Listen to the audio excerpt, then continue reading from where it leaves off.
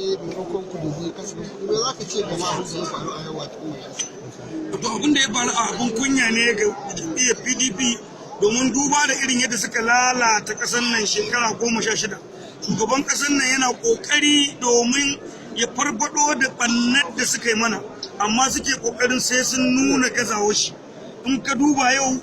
ba su so ba ma shugaban ƙasa ya kawo abin nan tun kafin shugaban ƙasa ya zo suke rigima cewa sai sun mai ihu muka ce duk wanda ya masa ihu sai dai in a fidda mu a cikin gidan nan saboda haka wannan abin da suka yi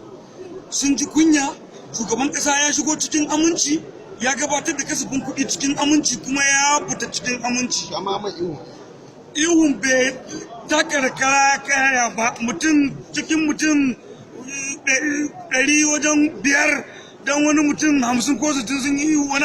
abu ne wannan adawa ta siyasa kuma mun yi obabarin din su ta wuce wani guda biyu za su ce kamar wannan alama ce ta cewa kasafin nan fa za a kare shi ma tare da siyasa ne ko a kalli yan Najeriya a yan PDP ne suke bakin ciki kada ya zo da abun da za a taimaki yan Najeriya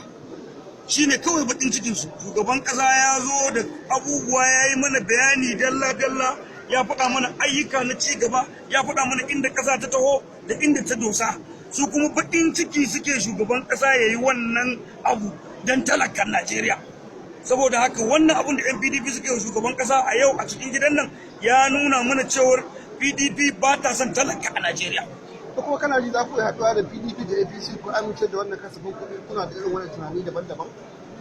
wannan kasafin kuɗi kamar ma an amince da shi domin a nan gidan akan wannan kasafin kuɗin sai dai mi dambe amma ina tabbatar maka ni kadai ma zan miƙe in ce na approving din budget din a madadin majalisa